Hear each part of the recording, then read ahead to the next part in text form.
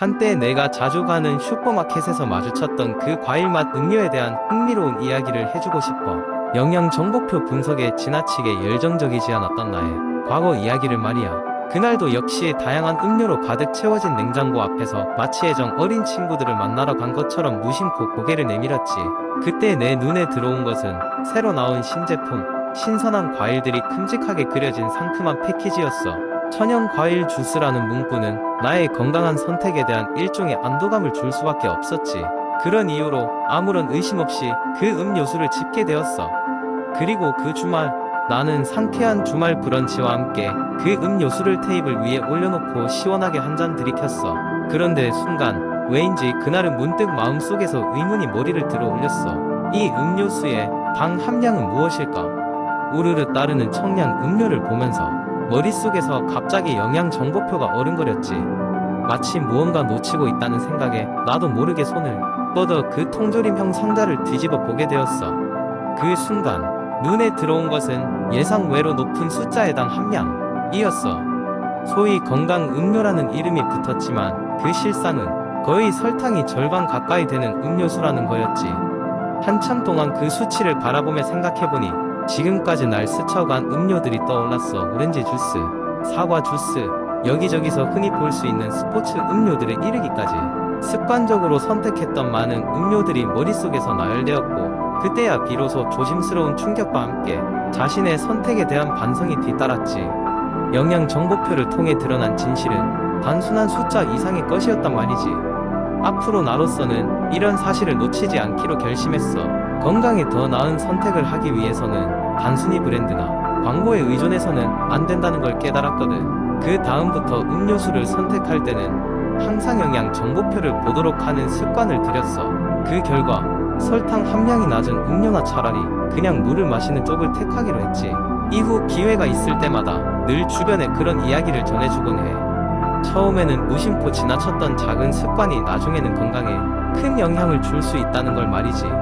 작은 정보 하나가 얼마나 큰 차이를 만들 수 있는지, 음료수 하나에서 출발한 변화가 나의 건강 여정에 얼마나 중요한 역할을 했는지, 그 무료함에서 출발한 흥미로운 깨달음이었어. 만약 이 이야기를 듣고 고개를 끄덕일 수 있는 사람이 단 한 명이라도 생긴다면 나는 정말 보람을 느낄 것 같아. 이런 일상의 작은 변화들이 모여 더 건강한 삶을 만들어가는 것이 아닐까 싶어. 두 번째 이야기, 한 남자가 있었습니다. 그의 이름은 지훈이었고 건강에 대한 관심이 매우 높았습니다. 건강한 삶을 살기 위해 지훈은 매일 슈퍼푸드를 먹기로 결심했습니다.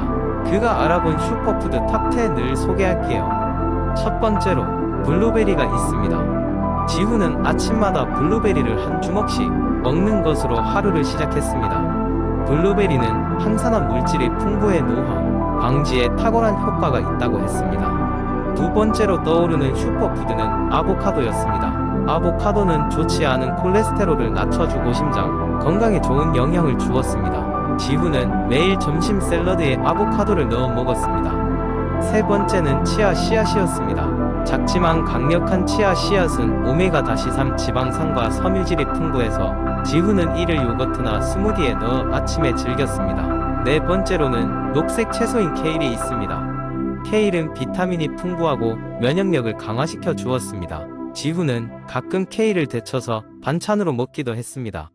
다섯 번째는 연어였습니다. 오메가-3이 가득한 연어는 두뇌 기능을 돋고 염증을 줄이는 데 도움을 주었습니다. 일주일에 2번은 연어를 구워서 먹었습니다. 여섯 번째로는 마늘이 있었습니다. 마늘은 항균 및 항바이러스 성분이 있어 감기 예방에 좋습니다. 지훈은 요리할 때 종종 마늘을 사용했습니다. 일곱 번째는 고구마입니다. 고구마에는 풍부한 비타민C와 철분이 들어있어 피로 회복에 탁월했습니다. 지훈은 고구마를 구워서 아침 대용으로 먹었습니다. 여덟 번째는 녹차였습니다. 녹차는 카테킨이 풍부해 지방을 태우고 신진대사를 촉진시키는 역할을 했습니다. 지훈은 오후에 종종 녹차를 한 잔 마시면서 일을 했습니다. 아홉 번째로는 키노아가 있습니다. 키노아는 완전 단백질로 체중 조절에 도움을 주었습니다. 지훈은 종종 키노아를 밥 대신 먹었습니다. 마지막으로 열 번째 슈퍼푸드는 코코넛 오일입니다. 코코넛 오일은 좋은 지방을 제공하고 에너지를 빠르게 공급해 주었습니다. 지후는 가끔 음료에 코코넛 오일을 한 스푼 넣어 마시곤 했습니다.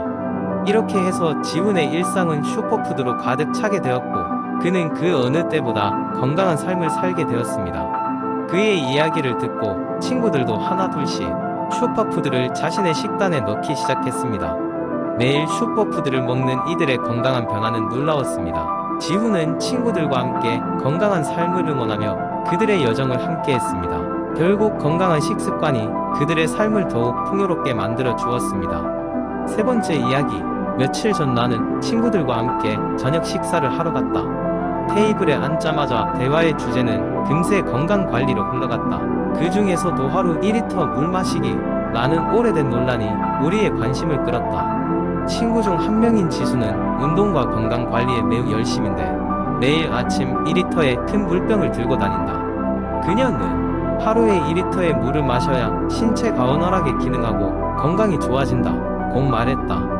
그녀의 주장에 따르면 이는 다양한 미디어와 건강 전문가들이 추천하는 사항이기 때문에 그럴싸한 이야기처럼 들렸다. 우리는 모두 진지하게 고개를 끄덕이며 듣고 있었다. 그러나 이내 다른 친구인 영호가 도전적인 눈빛으로 끼어들었다. 근데 그게 과학적으로 증명된 거야? 라고 물었다. 영호는 과학과 데이터를 중시하는 사람이라 항상 무언가를 들으면 그것이 사실인지 확인하곤 했다. 그는 최신 연구 결과들이 마실 물의 양은 개인의 체중, 활동량, 그리고 환경 조건에 따라 달라진다고 주장했다. 예를 들어 운동량이 많은 사람이나 더운 날씨에 있는 사람은 더 많은 수분이 필요할 수 있다는 것이다. 영호의 말에 따르면 강제적으로 2리터의 물을 마시는 것보다는 우리 몸이 보내는 수분 요구 신호에 귀를 기울이는 것이 중요하다는 것이었다. 이에 대해 나는 흥미를 느꼈고 기준을 확인해 보고 싶어졌다. 그래서 스마트폰을 열고 인터넷을 조사하기 시작했다. 여러 기사와 연구 결과가 있었는데 그중 상당수는 영호의 말을 뒷받침하는 것들이었다. 사실 2리터라는 숫자는 과거의 일부 전문가들이 제안한 평균치일 뿐 모든 사람에게 적용되는 정확한 양은 아니었다. 다른 많은 연구들은 갈증을 적절히 해소하는 것이 가장 중요한 점이라는 결론을 내렸다. 각 개인의 수분 수요는 다양하기에 자신의 몸 상태와 생활 환경에 맞춘 적정량의 물 섭취가 필요하다는 것이다. 이 시점에서 테이블에 있던 다른 친구들도 다양한 의견을 내놓기 시작했다. 어떤 이는 매일 꾸준히 물을 많이 마신 후 피부가 더 좋아졌다고 했고 또 다른 이는 오히려 물을 너무 많이 마시면 몸이 붓는 경험을 했다고 했다. 이야기는 결국 물 섭취가 건강에 미치는 많은 영향을 다루며 더욱 다채로워졌다. 저녁 식사가 끝날 무렵 우리는 모두 각자의 의견과 선택을 존중하며 물을 마시는 건 역시 개인의 건강과 생활 방식에 따라 다를 수 있음을 인정했다. 하루 2리터의 물을 마시는 것이 반드시 필요하지는 않을 수 있지만 적절한 수분 섭취의 중요성은 간과할 수 없다는 것만은 우리 모두 동의할 수 있었다. 그날 저녁을 통해 나는 내 몸의 신호를 좀 더 잘 파악해야겠다는 결심을 하게 되었다. 네 번째 이야기. 어느 조용한 마을에 피부 관리의 비밀을 연구하던 한 여성이 있었다. 그녀의 이름은 수진이었고 그녀는 과도한 화학 제품 사용으로 인해 피부 트러블을 겪은 이후로 자연 치료법에 대한 연구를 시작했다. 수진은 어릴 때부터 할머니에게서 전해들은 여러 가지 민간 요법에 대한 지식을 바탕으로 그 비법을 과학적인 관점에서 탐구하기 시작했다. 이른 아침부터 깊은 산속으로 들어간 수진은 가장 신선한 공기와 자연의 소리를 들으며 차분히 그녀의 연구를 이어갔다. 그녀가 가장 먼저 찾아낸 것은 바로 천연꿀이었다. 꿀은 수세기 동안 치유적 성질을 지닌 것으로 알려져 있었고 그녀의 할머니 역시 화상을 입었을 때 꿀을 바르는 치료법을 사용하곤 했다. 그러나 이 꿀을 피부에 어떻게 응용할지 확신이 없던 수진은 먼저 작은 실험을 통해 그 효과를 검증하고자 했다. 수진은 벌꿀 마스크를 개발하기로 결심했다. 그녀의 첫 번째 실험 대상은 그녀 자신이었다. 몇 주 동안 하루도 빠짐없이 꿀 마스크를 얼굴에 바르고 그 결과를 꾸준히 기록했다. 얼마 지나지 않아 그녀의 피부는 놀랍도록 매끄럽고 건강해졌다. 수진은 기쁨에 넘쳐 자신이 찾은 효과를 다른 사람들과도 공유하기로 했다. 그녀는 마을 사람들을 그녀의 연구실로 초대하여 천연꿀 마스크 만들기 워크숍을 열었다.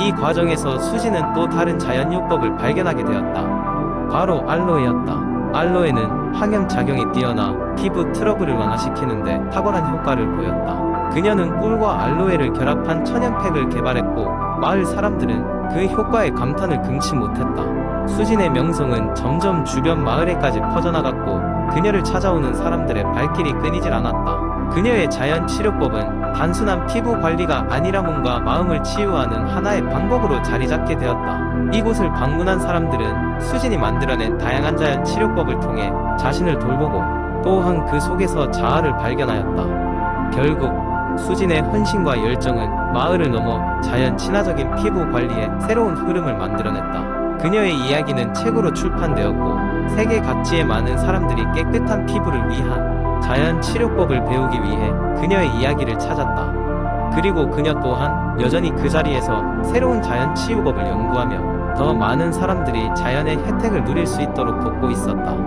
무엇보다 자연과의 조화 속에서 인간의 아름다움이 더욱 빛난다는 것을 수많은 사람들에게 전하는 그녀의 삶은 큰 감동을 주었다.